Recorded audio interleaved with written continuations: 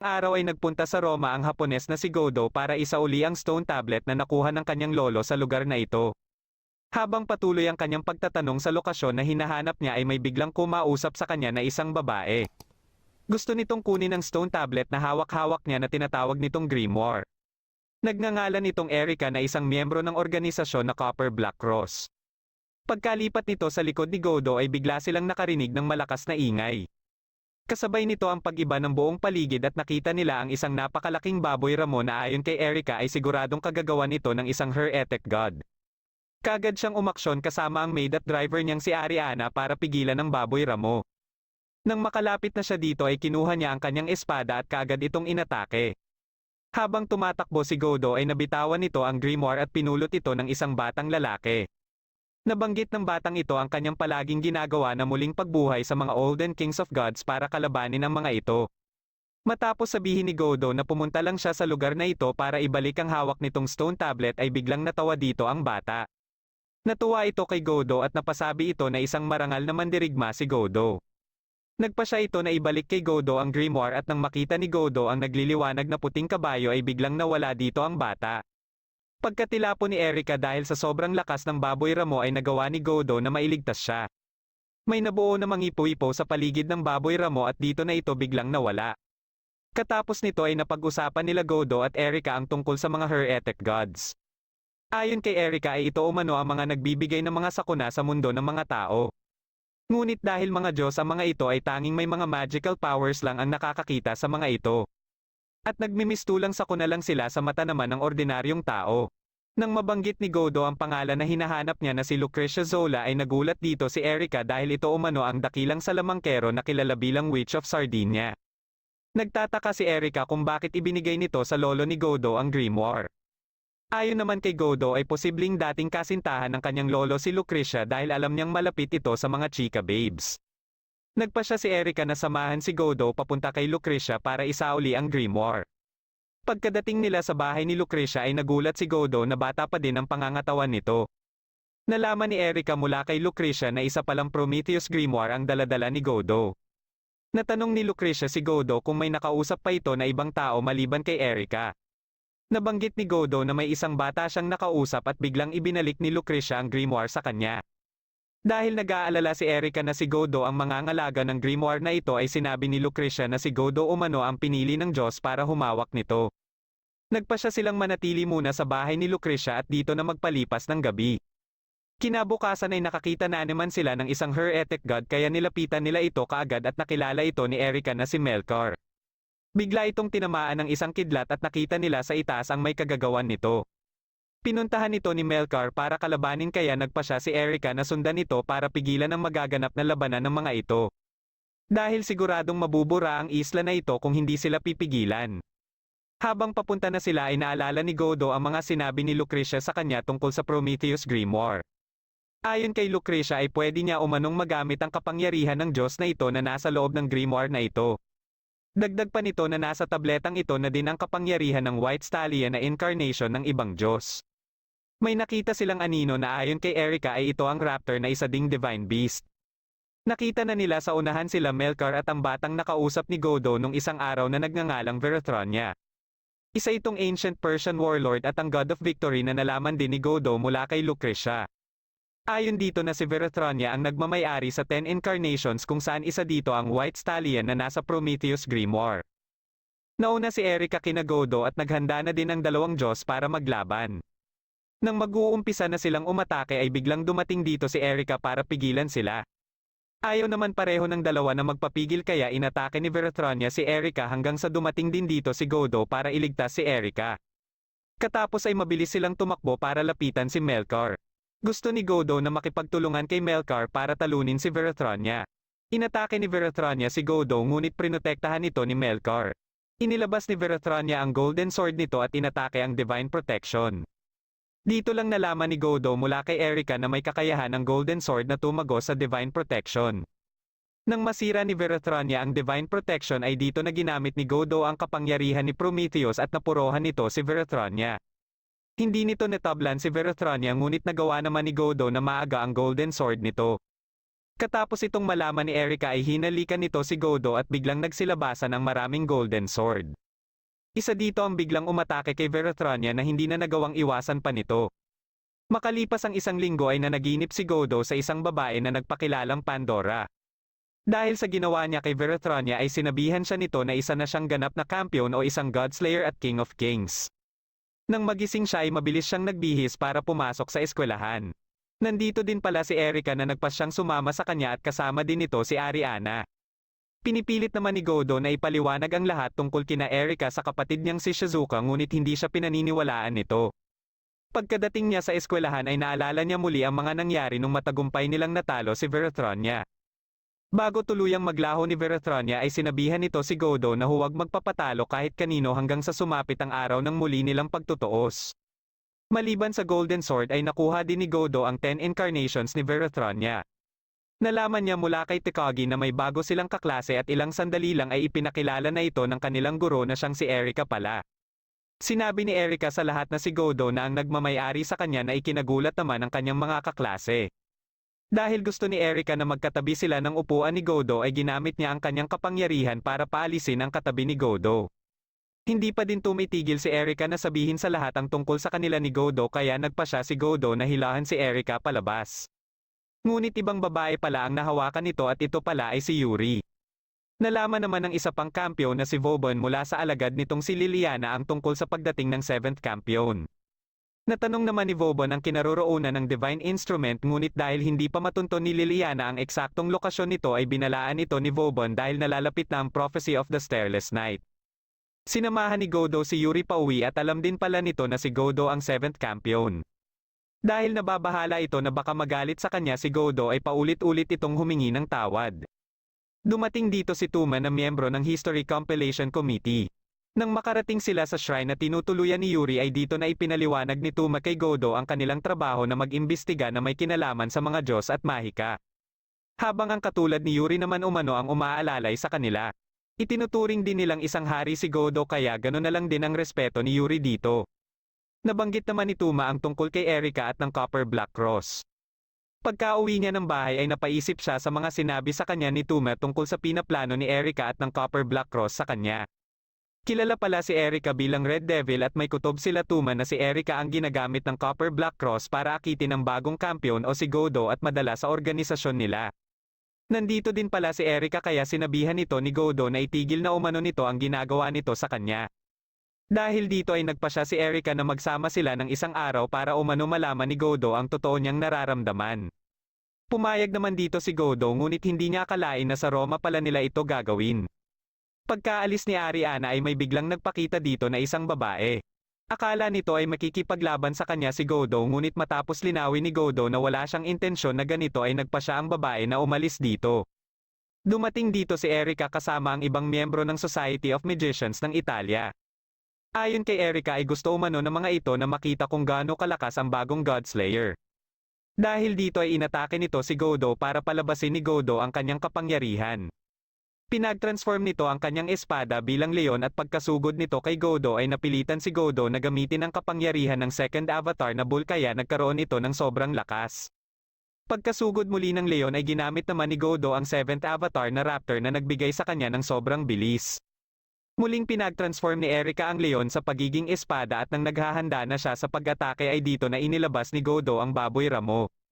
Naiwasan ito ni Erika ngunit nagdire-diretso naman ito sa arena. Pagkababa ni Erika ay bigla siyang inatake ni Godo kaya nagpa siya na si Erika na sumuko. Napahanga ni Godo ang tatlong miyembro ng Society of Magicians at dahil sa nalalapit na Prophecy of the Starless Night ni Princess Alice ay nagpa siya silang ipagkatiwala kay Godo ang Divine Instrument. Nilinaw naman ni Erika na totoo ang nararamdaman niya kay Godo at hindi ito dahil sa organisasyon o sa pagiging kampiyon ni Godo. Naglabas ito ng Divine Instrument at hindi nila alam na nasa di kalayuan lang si Liliana at pinagmamatsyagan sila. Hindi naman alam ni Godo na sa bagay na ito pala nakasalalay ang kapalaran ng mundo.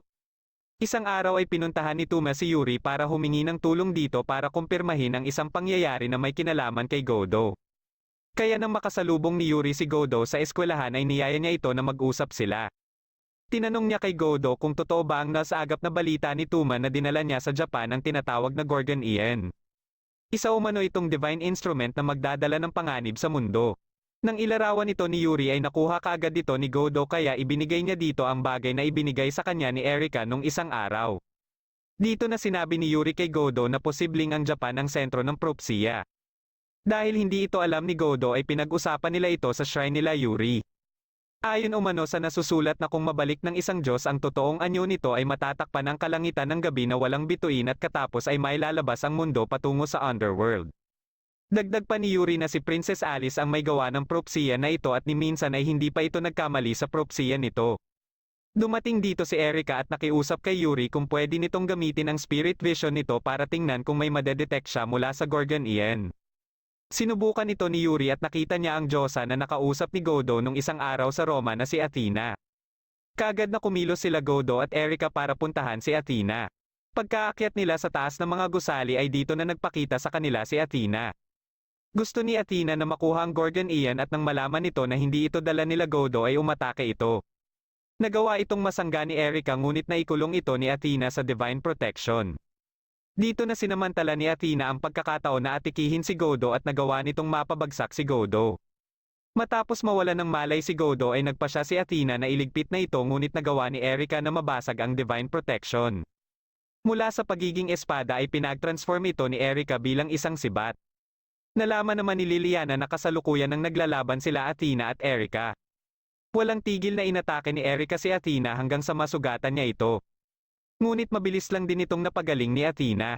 Umatake muli si Erika at nang maisahan niya si Athena ay inihagis niya dito ang kanyang sibat. Nagawa ni Athena na masira ang sibat ngunit hindi niya alam na may ibang plano pa pala si Erika. Dahil dito ay nagkaroon ng pagkakataon si Erika na kunin si Godo at mabilis silang tumakas. Hinarap naman ni Liliana si Yuri para kunin ang Gorgon Ian. Nalaman nito na may plano si Yuri na isil ang Gorgon Ian sa isang Diyos. Puwersahin na sana nito na kunin ang Gorgon Ian kay Yuri nang biglang dumating dito si Tuma at nagawang mailigtas si Yuri. Nang makita ni Godo ang incarnation ng Ram ay nagising na din siya matapos ang 2.5 oras na nawalan siya ng malay. Para makaisip si Godo ng paraan para matalo si Athena ay gusto niyang malaman ang mga impormasyon tungkol kay Athena.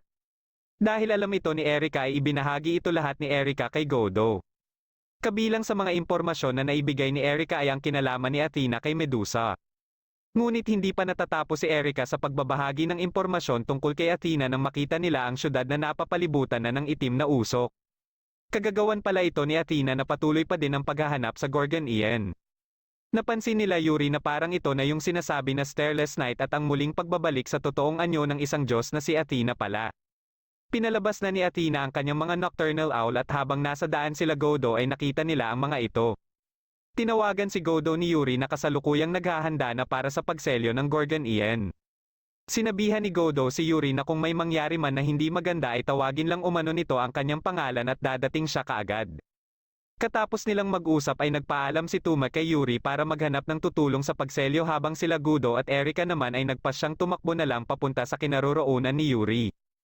Alam ni Erika na may balak si Godo na gamitin ang incarnation ng The Wind sakaling tawagin man siya ni Yuri. Nakita nila ang ginagawa ni Athena at hindi nila alam na kasalukuyan na pala itong nasa kinaroroonan ni Yuri.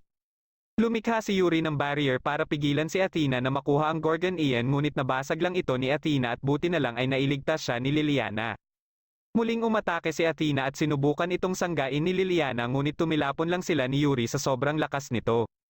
Nabitawan ni Yuri ang Gorgon Ian dahilan para makuha ito ni Athena. Inumpisahan kaagad ni Athena na kunin ang kapangyarihan nito at matagumpay siyang nagawa ito. Dito na sinubukan ni Yuri na tawagin ang pangalan ni Godo at nang babagsak na siya ay dumating nga dito si Godo na ginamit ang incarnation ng The Wind. Nang mapansin ni Erika si Liliana ay nagpasya na itong umalis. Nang malaman nila Godo na ginamitan ni Athena ng Wind of Death si Yuri ay kinuha ni Godo ang kanyang golden sword para tanggalin ito kay Yuri. Pagka-atake ni Athena ay mabilis itong nasangga ni Godo at inatasan ni Godo si Erika na protektahan si Yuri dahil nagpasya na siya na tatalunin niya dito si Athena. Dinala niya si Athena sa dimensyon ng Golden Sword at kaagad na nag-umpisa ang labanan nilang dalawa. Naglabas si Athena ng mga ahas ngunit mabilis lang natalo ni Godo ang isa dito gamit ang mga Golden Sword niya. Katapos ay nagawa din niyang mapatay ang ahas na kinatatayuan ni Athena. Gumamit si Athena ng pana ngunit nasanggalang ito ni Godo at nang susubukan itong gawing bato si Godo ay hindi pa din ito umubra. Si Godo naman ang umatake kay Athena at nang mapa-atras siya nito ay ginamit niya ang mga Golden Sword para punteryahin si Athena. Gumamit si Athena ng Divine Protection ngunit nang umatake muli si Godo ay mabilis lang itong nabasag. Dahil sa paghina ng Golden Sword ay nabalik na sila sa shrine. Dito na ginamit ni Godo ang kapangyarihan ng White Stallion at sinubukan itong sanggain ni Athena. Hindi alam ni Athena na may ibang plano pa pala si Godo at gamit ang sandata ni Erika ay nagawa siya nitong mapuruhan. Dahil dito ay hindi niya na napigilan ang White Stallion at dito na siya natalo. Pagkabangon ni Athena ay pinaalis lang ito ni Godo dahil hindi kaya ni Godo na iligpit ito. Isang araw ay napanaginipan ni Yuri si Liliana at nakita niya din dito si Vauban. Habang naghahanda siya ng pagkain para kay Godo ay iniisip niya kung ano ang ibig sabihin ng panaginip na iyon at pamilyar din sa kanya ang mukha ni Vauban. Biglang dumating dito ang kapatid niyang si Hakari at alam nitong para kay Godo ang inihahanda niya kaya tumulong din ito sa kanya. Inimbestigahan naman ng History Compilation Committee ang lugar na pinaglabanan nila Godo at Athena. Nandito din si Liliana ngunit nang mapansin siya ni Tuma ay umalis din siya kaagad. Pagsapit ng tanghali ay ibinigay na ni Yuri kay Godo ang kanyang ginawa. Nalaman nila Erika at Godo na wala palang cellphone si Yuri. Dahil dito ay sinabihan ni Erika si Godo na samahan si Yuri na bumili ng cellphone. Dagdag pa ni Erika na kakailanganin nito ni Yuri para mas magampanan pa nito ang trabaho nito na gabayan si Godo. Katapos ng kanilang klase ay dumiretso sila kaagad sa bilihan ng cellphone. Habang nag-iisip si Yuri sa klase ng cellphone na bibilhin niya ay nakaramdam siya na parang may nakamatsyag sa kanila. Nang makauwi na si Godo ay sakto namang may tumatawag sa kanilang telepono. Matapos niyang marinig ang boses nito ay kaagad niya itong binaba. Tumawag naman ito sa kanyang cellphone at nagtaka siya na alam din nito ang kanyang numero. Ito pala ay si Salvatore na isa ding kampiyon katulad sa kanya. Matapos nilang mapag-usapan ang naging labanan nila ay nabanggit naman ni Salvatore si Vauban. Dito lang nalaman ni Godo na kasalukuyan pala itong nasa Japan. Gusto ni Salvatore na labanan ito ni Godo para umano mas lumakas pa si Godo para sa muli nilang paghaharap ngunit kaagad siyang binabaan ni Godo. Habang naliligo naman si Yuri ay narinig niya na may tumawag sa cellphone niya ngunit nagulat siya nang makita si Liliana na kaagad siyang pinatulog. Nang magising siya ay nasa isang silid na siya kung saan nandito din si Vauban. Balak nito na gamitin si Yuri dahil kailangan niya ang kapangyarihan nito sa kanyang pinaplano. Nalaman naman kaagad nila Godo ang pagkakadukot kay Yuri at ayon kay Tuma na si Vauban ang may gawa nito.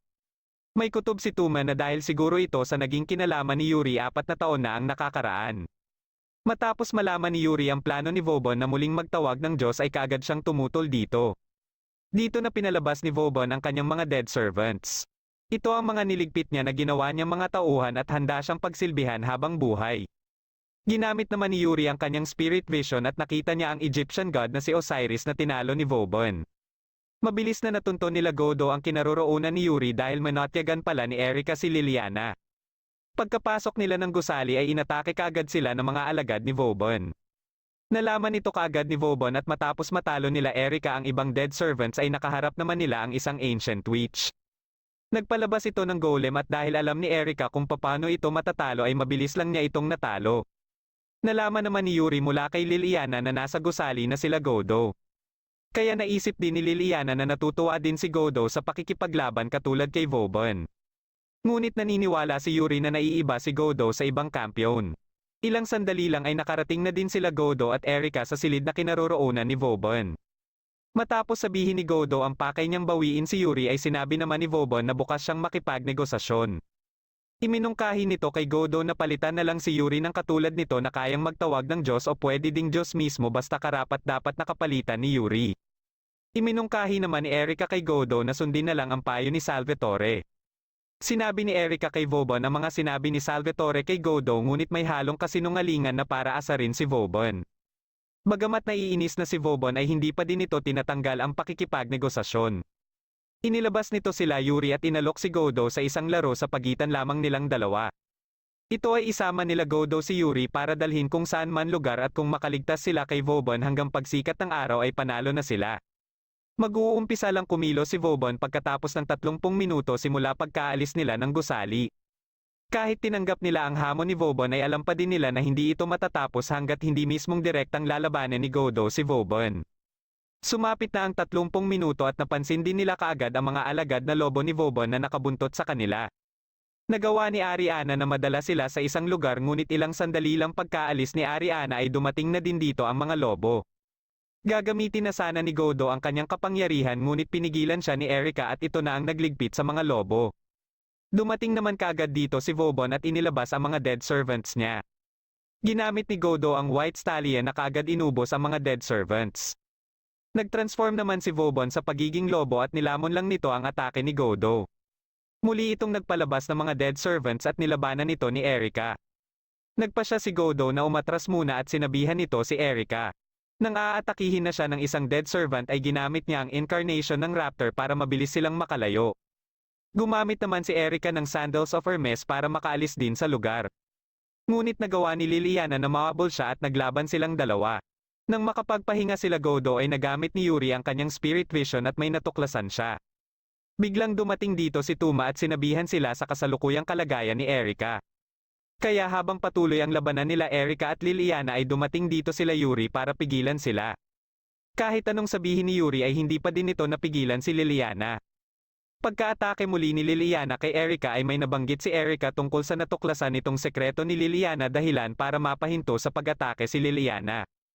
Tinakot ni Erika si Liliana na kakalat umano ang sekreto nito kung hindi ito makikipagtulungan sa kanila. Dahil dito ay napilitan na lang si Liliana na sundin ang gusto ni Erika. Kaya habang inuutusan ni Vauban ang kanyang mga alagad ay nagpakita na sa kanya sila Godo. Napansin nito si Liliana kaya sinabi na din ni Liliana ang kanyang pagbibitiw bilang isa sa alagad ni Vauban. Nagtransform muli si Vauban bilang lobo at dito na inilabas ni Godo ang Golden Sword. Nagulat si Vauban nang mapunta sila sa lugar na puno ng Golden Sword. Nag-umpisa nang umatake si Godo at tinatablan nito si Vauban kaya nagpalabas din si Vauban ng mga alagad nitong lobo. Dahil sa spirit vision ni Yuri ay nalaman ni Godo na kapangyarihan ng Diyos na si Apollo ang kasalukuyang gamit na kapangyarihan ni Vauban. Dahil dito ay alam niya na din kung paano ito tatalunin. Ngunit hindi pa din ito naging sapat para tuluyang talunin si Vauban dahil may kapangyarihan din ito mula kay Osiris. Muli itong nagpalabas ng mga dead servants nito kaya tumulong na din dito sila Erika at Liliana. Muli na namang may natuklasan si Yuri gamit ang spirit vision nito. Kaagad nitong sinabihan si Godo sa dapat gawin sa Golden Sword para talunin si Osiris. Ngunit alam ni Erika na wala pang masyadong impormasyon si Godo kay Osiris dahilan para hindi pa nito maayos ang dapat gawin sa Golden Sword. Kaya nilapitan ni Yuri si Godo para bigyan ito ng impormasyon tungkol kay Osiris. Matapos makuha ni Godo ang mga impormasyon na dapat niyang malaman tungkol kay Osiris ay muli silang bumalik sa dimensyon ng Golden Sword. Dahil alam na ni Godo ang dapat gawin sa Golden Sword para talunin si Osiris ay nakalikha siya ng atake para dito. Akala nila Erika na nagtagumpay si Godo ngunit nalaman kaagad ni Godo na hindi pa tapos ang laban. Biglang lumakas ang hangin dahilan para tumilapon si Godo at katapos ay ipinakita ni Vauban ang mga weather deities. Patuloy nitong inatake si Godo gamit ang kidlat hanggang sa mabitawan na ni Godo ang Golden Sword. Bigla naman siyang nakarinig ng boses na humihingi ng tulong sa kanya at gamit ang incarnation ng The Goat ay inatake din niya ng kidlat si Vauban. Dahil sa panghihina ay bumagsak siya at dito na siya nilapitan ng tatlong Chika Babes. Binigyan siya ng mga ito ng dagdag na kapangyarihan kaya pagkaatake muli ni Vauban ay nasangga niya ito. Napansin ni Vauban na binibigyan din ng kapangyarihan si Godo ng kanyang mga dead servants at dito pala nanggagaling ang mga boses na humihingi ng tulong kay Godo. Ginamit muli ni Godo ang incarnation ng The Goat at hindi na ito napigilan pa ni Vauban. Ngunit ilang sandali lang ay muling bumangon si Vauban para naman umano sa pangatlong round. Nakahanda pa din si Godo ngunit pinigilan na sila ni Yuri. Dito lang nila napansin ang pagsikat ng araw kaya wala nang nagawa si Vauban kundi ibigay kay Godo ang panalo. Pagkaalis ni Vauban ay nagpasalamat naman kay Godo ang mga dead servants ni Vauban.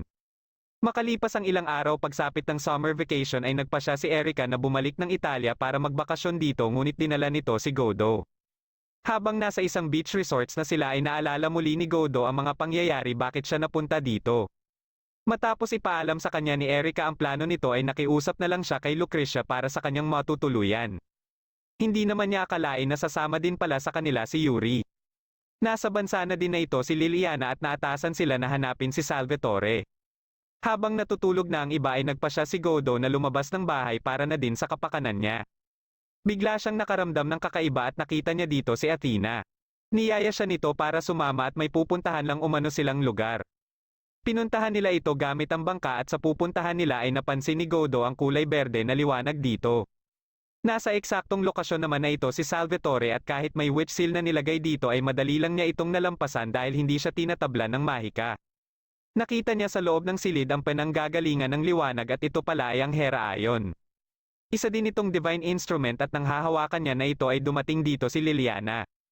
Nagulat si Liliana nang ilabas ni Salvatore ang isang espada na gagamitin nito sa Hera Ion. Kahit pinipigilan niya ito ay hindi pa din ito nagpapigil para atikihin ang Hera Ion. Katapos niya itong masira ay mas lumakas pa ang liwanag na nilalabas nito. Lumabas dito ang isang dragon na nakikita din nila Godo at Athena. Biglang may umatake dito dahilan para ito bumagsak at nang lalapitan na ito ni Liliana ay may nagpakita dito na isang lalaki. Nagpakilala itong si Perseus na isa ding Diyos at kilala bilang Serpent Slaying Hero. Plano nitong iligpit din ang dragon na ito at sinusubukan naman ni Liliana na pigilan siya. Inatake sila ng dragon at dito na ito paulit-ulit na inatake ni Perseus. Nang ililigpit na ito ni Perseus ay napigilan siya ng divine protection na kagagawa ni Athena. Nandito na din si Godo kaya akala ni Liliana ay ito ang nagdala kay Athena sa lugar na ito. Matapos higupin ni Athena ang dragon ay naghanda na sila pareho ni Perseus para maglaban ngunit pinigilan sila ni Godo. Nang malaman ni Perseus na si Godo ang bagong God Slayer ay nagpasya siya na si Godo na lang ang labanan niya. Dahil dito ay mabilis na kumilos si Liliana para kunin si Godo at ilayo muna kay Perseus. Nang makalayo sila ay dito na sinabi ni Liliana kay Godo na si Salvatore ang may kagagawan sa paglabas ng dragon. Nag-isip sila ng plano paano tatalunin si Perseus at dahil para maging epektibo ang Golden Sword ay kailangan ni Godo ng sapat na impormasyon tungkol sa Diyos na kakalabanin niya. Iminungkahi ni Liliana na bigyan si Godo ng nalalaman nito sa pamamagitan ng mahika. Dito lang nalaman ni Liliana na may ibang paraan pala na ginagamit si Godo para gumana sa kanya ang mahika dahil sa hindi basta-basta gumagana sa mga kampiyon ng mahika. Biglang dumating dito si Perseus sakay ng Pegasus at balak sana ni Godo na ipagawa ulit ang ginawa ni Liliana kanina ngunit alam ni Liliana na mahihirapan na sila dito. Nagpasya na lang ito na tulungan si Godo at pagka-atake nito kay Perseus ay madali lang itong sinangga ni Perseus. Dito na ginamit ni Godo ang incarnation ng The Boar at habang sakay sila nito ay sinugod ni Godo si Perseus at inihulog ito. Mabilis na nakasunod sa kanila si Perseus na nagawang matanggal ang karapatan ni Godo sa boar kaya naglaho ito kaagad. Katapos ay inatake sila nito gamit ang pana kaya nagpasya si Godo na gamitin ang incarnation ng raptor para pigilan si Perseus. Ngunit bigla na namang nawala ang kapangyarihan nito dahilan para matamaan siya ni Perseus at kaagad na bumagsak. Nang nilapitan ito ni Liliana ay plano pa sana itong atikihin ni Perseus nang biglang dumating dito si Athena at inatake si Perseus. Ayon kay Athena ay mas interesante si Godo tuwing nabubuhay ito muli. Dahil dito ay nagpasya na lang si Perseus na umatras muna at bago din umalis dito ni Athena ay nagbigay ito ng mensahe kay Liliana para kay Godo. Muling nakausap ni Godo si Pandora Señales na muli na naman siyang namatay. Nang magkamalay siya ay nasa tabi niya si Liliana at ayon dito ay nasa isang base sila ng Bronze Black Cross sa Naples. Dumating dito si Karen na isang apprentice mage ng Bronze Black Cross. Binanggit nito ang impormasyon na nakuha nito kay Ariana na kasalukuyan din silang nasa bansa kasama sila Erica at Yuri. Nalaman naman kaagad nila Erica ang kinaroroonan ni Godo at ang pakikipaglaban nito sa isang heretic god. Ngunit hindi nila makontak si Godo dahil biglang nawala ng kuryente at signal sa kinaroroonan nila. Napag-usapan nila Godo kung bakit nagawa ni Perseus na matanggal ang incarnation. Naisip ni Liliana ang lugar na Persia kung saan may kinalaman din dito si Veratronia. Habang nagpapahangin si Godo sa balkonahe ng gusali ay nakita niya ang isang libro. Isa pala itong nobela at habang binabasa ito ay naiisip niya ang mga pangyayari. Hindi niya alam na si Liliana pala ang nagsulat nito at ito ang pinakatatagong sekreto ni Liliana. Dahil nabasa na ito ni Godo ay gusto niya na nailigpit ito dahil alam na nito ang kanyang sekreto. Biglang dumating dito si Athena at dinala sila nito sa baybaying dagat. Tinanong ito ni Godo kung bakit nagagawa ni Perseus na tanggalin ang kapangyarihan na nakuha niya kay Veratronia. Sigurado si Godo na alam ni Athena ang kasagutan sa tanong niya. Subalit ang problema ay walang balak si Athena na sabihin lang ito kay Godo nang walang kapalit. Kaagad na pumayag si Godo sa gusto ni Athena ngunit hindi sang-ayon dito si Liliana. Nawalan kaagad ng gana si Athena at sinabihan na lang si Godo na hanapin siya kung magbago ang kanilang isip. Habang pabalik na sila ay nanghihinayang si Godo sa oportunidad na nasayang. Ngunit ayon naman kay Liliana na isang delikadong hakbang sakaling sumang-ayon sila sa gusto ni Athena. Naintindihan naman kaagad ni Godo ang ibig sabihin ni Liliana. Kaya pagka-uwi nila ay nagsimula silang maghanap ng mga impormasyon tungkol kay Perseus at paano nila ito tatalunin. Ngunit hindi makapag-concentrate dito si Liliana dahil palagi niyang iniisip si Godo. Dahil dito ay lumabas na lang muna siya para magpahangin. Pagkabalik niya ay dinalhan niya ng tsaa si Godo ngunit pagkainom nito ni Godo ay nakaramdam kaagad ito ng hindi maganda sa kanyang katawan. Dito na sinabi ni Liliana na tatanggapin niya ang alok ni Athena na hindi kasama si Godo. Pinuntahan ni Liliana si Athena para makipagnegosasyon dito kapalit ng impormasyon tungkol kay Perseus. Nang mabanggit ni Athena ang leader of the ancient east ay nakita niya si Perseus hawak-hawak ang ulo ni Medusa. Bigla siyang nilapitan ni Athena ngunit dumating naman dito si Godo. Nakaisip si Godo ng magandang sasabihin para mapapayag si Athena na magbigay pa ng ibang impormasyon. Nang mabanggit nito ang salitang imperyo ay nakuha kaagad ni Liliana ang ibig sabihin nito. Pabagsak na sana si Godo dahil sa hindi magandang nararamdaman nito at buti na lang ay nasalo pa ito ni Athena. Matapos itong ipahawak kay Liliana ay umalis na siya dito. Pinuntahan naman ni Salvatore sila Erika para siguraduhan na hindi makakapunta ang mga ito kay Godo. Gusto nito na walang tutulong kay Godo para umano mas lumakas pa ito. Siya din pala ang may kagagawan kaya nawalan ng kuryente at signal sa lugar. Nang bumalik na ang lakas ni Godo ay pinadalhan naman sila ng mensahe ni Perseus para hamunin muli si Godo sa isang laban. Bago magsimula ang kanilang laban ay nagsalita muna si Perseus sa harap ng mga tao para ipaalala muli sa mga ito na siya ang nagligpit kay Medusa. Katapos ay sinimulan na nila ang kanilang laban at ginamit ni Godo ang incarnation ng The Bull. Nasa di kalayuan naman si Salvatore at pinapanood ang labanan ng dalawa. Kahit anong ihagis ni Godo kay Perseus ay madali lang itong hinihiwa ni Perseus. Gumamit si Perseus ng isang mahika na nagdahilan para hindi na magamit ni Godo ang 10 incarnations. Katapos ay kagad itong umatake kaya napurohan nito si Godo. Mabilis namang tiningnan ni Liliana ang kalagayan ni Godo. Dito na nagpasya si Liliana na ibahagi kay Godo ang mga natuklasan nito tungkol kay Perseus mula sa mga binanggit ni Athena sa mabilis na paraan. Aatakihin na sana muli ni Perseus ang kinaroroonan ni Godo nang inumpisahan ng gamitin ni Godo ang Golden Sword. Nang magpakita si Godo kay Perseus ay kaagad naman siyang inatake ni Perseus ngunit tinapatan lang ito ng kanyang mga Golden Sword. Dahil sa mga impormasyon na naibahagi ni Liliana sa kanya ay nalaman niya ang tungkol sa God of Light na si Mithras na siyang ginagamit ni Perseus. Ito ang dating master ni Verathronia kaya nagagawa niyang ma-disable ang kapangyarihan ni Verathronia. Tinipon niya ang ibang mga Golden Sword papunta sa hawak niyang Golden Sword kaya mas lumaki pa ito. Pagka-atake nila ng sabay ni Perseus ay nanaig dito ang kanyang Golden Sword. Kahit nagawang masira ni Godo ang pana ni Perseus ay naglabas naman ito ng espada at kaagad umatake kay Godo. Nagawa nito na mapabagsak at mapuruhan si Godo ng kanyang espada. Ngunit nagawa naman ni Godo na magamit ang incarnation ng The Camel dahilan para tumilapon na lang si Perseus. Pagkalapit ni Liliana kay Godo ay muli din nakabalik dito si Perseus. Nagpasya si Liliana na tulungan si Godo ngunit nagawa ni Perseus na makontrol siya nito. Katapos ay pinaatake ito ni Perseus kay Godo at walang magawa si Godo kundi umilag lang dito. Ginamit ni Liliana ang kanyang pana pero bago pa niya mabitawan ang mga bala nito ay narinig niya ang boses ni Godo kaya si Perseus ang napuruhan niya. Nagawa na din niya na makawala mula sa pagkakakontrol ni Perseus. Nakiusap sa kanya si Godo na muling gamitin ang kanyang pana kaya habang naglalaban sila Godo at Perseus ay inihahanda niya na ito. Sa hudyat ni Godo ay mabilis itong pinakawalan ni Liliana. Bagamat naiwasan itong lahat ni Perseus ay hindi nito alam na may isa pa palang babalik dahilan para mapuruhan siya nito. Sinundan pa ito ng tadyak ni Godo para mas bumaon pa ito.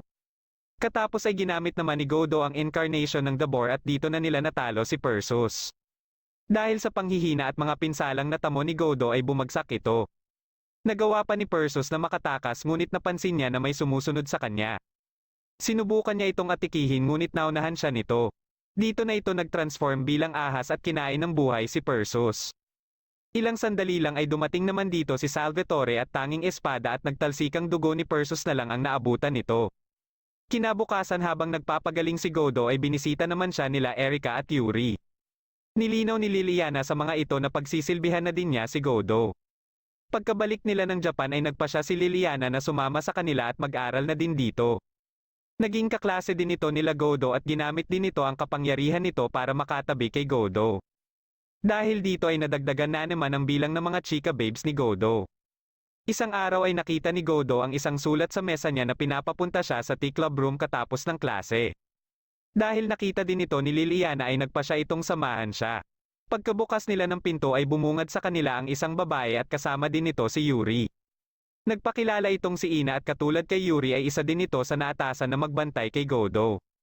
Habang nag-uusap-usap sila tungkol sa tatlong chika babes na ni Godo ay hindi nila namalayan na nasa loob ng silid na pala si Erika. May ideya ito sa pakay ni Ina kaya inanyayahan nito si Ina para mag-usap sila ng silang dalawa lang. Habang nag-uusap ang mga ito ay nasa gate ng eskwelahan naman sila Godo para hintayin sila Erika. Matapos ang ilang minuto ay dumating na si Erika at dahil nagugutom si Godo ay naisipan nito na kumain muna sila. Niyaya din nito sila Yuri at Liliana ngunit parehong tumanggi na sumama ang dalawa. Isang araw ay niyaya ni Erika si Godo na lumabas na sila lang dalawa. Pagsapit ng hapon ay binalikan nila ang lugar kung saan nilabanan nila si Athena. Ilang sandali lang ay dumating naman dito si Ina. Hindi alam ni Godo na may usapan din pala sila Erika at Ina na magkikita sila ngayong araw para maglaban. Matapos ilabas ni Erika ang kanyang espada ay inilabas din ni Ina ang kanyang sandata at naramdaman ito ni Yuri na kasalukuyang kasama ni Liliana. Mabilis na umalis si Yuri at nag-umpisa na ding maglaban ang dalawa. May balak pala si Ina na iligpit si Erika dahil gusto nito na isang Hapones din at hindi ibang lahi ang dapat palaging kasama ni Godo. Pagkaatake nila ng sabay ay nagulat sila nang pumagitna sa kanila si Godo para uwatan sila. Dito na inilabas ni Ina ang totoo niyang kapangyarihan ngunit bago pa ito makaatake ay pinigilan kaagad ito ni Godo. Biglang may lumitaw na isang uri ng mahika sa kinatatayuan ni Godo at mabilis na nilaman nito si Godo. Kaagad namang inatake ni Erika si Ina at nalaman ni Erika mula kay Ina na posibleng dinala umano si Godo sa netherworld ng tagapag-alaga nito. Kung saan ito ang namamagitan sa buhay at kamatayan at alam din ito ni Erika. Dahil dito ay nagpasya si Erika na pumasok din dito para sundan si Godo ngunit wala namang balak si Ina na tantanan si Erika. Habang naglalakad-lakad si Godo sa netherworld ay may nakita siya ditong isang bahay. Bigla niyang narinig ang boses ng isang lalaki na pinapapasok siya sa bahay na ito. Pagkapasok niya ay nakita niya ang lalaki na nagpakilalang si Makoto at siyang nag-alaga kay Ina. Nagpatuloy naman ang labanan nila Erika at Ina sa lugar na ito. Napansin ni Erika na parang hindi nanghihina si Ina at ayon kay Ina ay dahil siguro tinutulungan siya ni Makoto. Habang nag-uusap sila Godo at Makoto ay biglang sumakit ang ulo ni Godo nang mabanggit ni Makoto si Pandora. May nakuha din siyang impormasyon tungkol kay Makoto at nagulat siya nang makita ang Golden Sword. Ayon kay Makoto na dahil may memorya ang Netherworld sa nakaraan, kasalukuyan at hinaharap ay nakukuha din ito ni Godo nang hindi sinasadya. Nang matanong ni Godo si Makoto tungkol kina Erika at Ina ay ipinakita nito na kasalukuyang naglalaban ang dalawa. Ginamit ni Ina ang kapangyarihan ng ama no Murakumo at katapos ay hinigop nito ang mana ni Erika. Naramdaman din ni Liliana ang kapangyarihan na nanggagaling dito at nalaman na ni Yuri ang kinaroroonan nila Godo. Nang malaman ni Liliana na nasa Netherworld sila Godo ay may naisip siyang paraan para maibalik ang mga ito ngunit kulang sila sa kagamitan.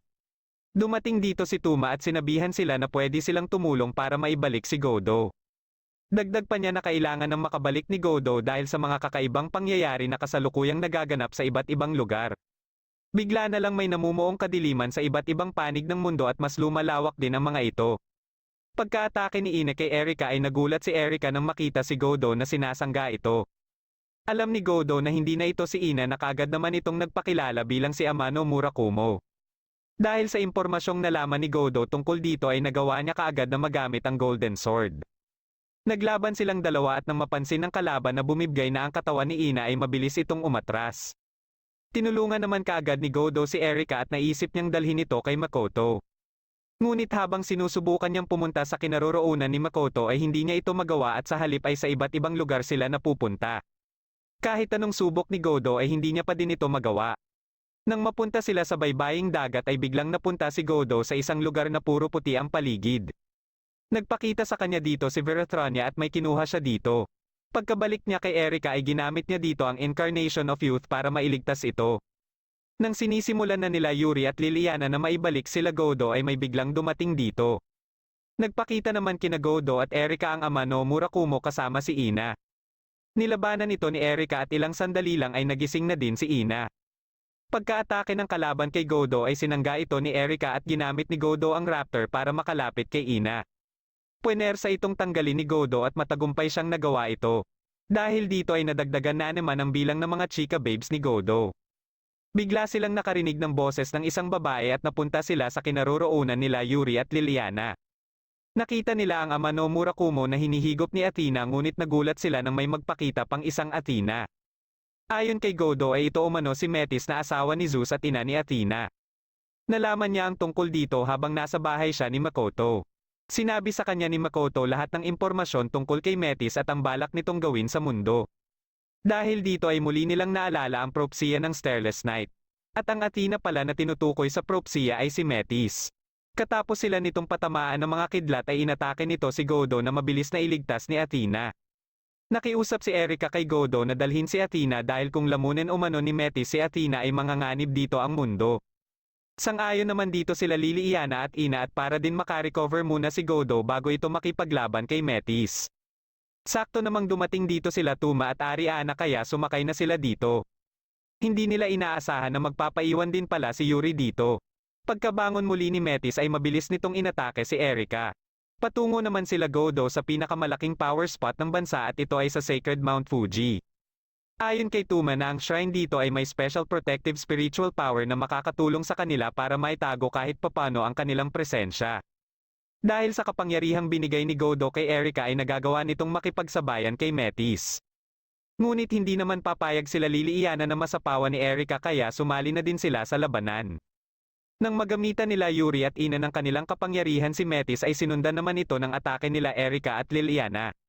Nang makarating sila Godo sa shrine sa Mount Fuji ay naramdaman niya na din na bumalik na ang kanyang kapangyarihan. Habang magkausap sila ni Athena ay hindi nila alam na nabugbog na pala ni Metis ang apat na chika babes niya. Habang si Metis naman ay nagawa na ding matunton ang kinaroroonan nila. Kaagad nitong inatake ang kinaroroonan nila at hindi rin nagtagal ay nagkaharap-harap na sila. Dahil sa pagmamatigas ni Godo na ibigay si Athena ay sinimulan na ni Metis na atikihin siya. Gamit ang incarnation ay nagagawa niyang masangga at maiwasan ang mga atake ni Metis ngunit biglang sumakit ang kanyang dibdib dahilan para mapurohan siya nito. Pagka-atake muli ni Metis ay ginamit niya ang camel ngunit hindi nito tinablan si Metis at napuruhan na naman siya. Katapos ay biglang inatake ni Metis si Athena ngunit nagawa naman ni Athena na mahawakan ang sandata ni Metis. Sinamantala ito ni Godo at inatake si Metis gamit ang White Stallion ngunit hindi din pala ito uubra kay Metis. Nilapitan ni Metis si Athena at matagumpay na niya itong nahigop. Dahil dito ay nabalik na ni Metis ang totoong anyo nito. Hindi akalain ni Metis na nandito na din pala ang apat na chika babes ni Godo para alalayan ito. Matapos mapagaling ni Yuri si Godo ay ginamit na ni Godo ang Golden Sword. Dahil alam na din ni Godo ang impormasyon tungkol sa hawak na sandata ni Metis ay nagawa itong mabawi ni Ina. Sa galit ni Metis ay kaagad nitong inatake sila Godo ngunit nasanggalang ito nila Erika at Liliana. Gamit ang pinagsanib na kapangyarihan nila Godo at Liliana ay nabasag nila ang isang barrier ni Metis. Patuloy nila itong inatake hanggang sa tuluyan ng mabasag ang barrier ni Metis. Gamit naman ang pinagsanib na kapangyarihan nila Godo at Erika ay nagawa nilang maibalik si Athena. Nakiusap si Godo sa kanyang mga chika babes na bigyan siya ng dagdag na kapangyarihan at gamit ang incarnation ng The Goat ay inatake niya si Metis ng kidlat. Katapos ay ginamit niya ang boar ngunit nagawa itong mapigilan ni Metis at matalo ito. Susubukan sana nitong higopin muli si Athena ngunit biglang nagising si Athena at ibinigay kay Godo ang kapangyarihan nito. Dahil dito ay nakalikha sila ng malaking sandata. Sinubukan itong tapatan ni Metis ngunit hindi nito kinaya ang lakas ng sandata nila Godo. Matapos maglaho ni Metis ay nawala na din ang maitim na kalangitan sa iba't ibang panig ng mundo. Nagpaalam na din kay Godo si Athena at paglapit ng mga chika babes ni Godo ay bumagsak naman siya dahil sa sobrang panghihina. Dito na nagtatapos ang huling episode ng Kampiyon.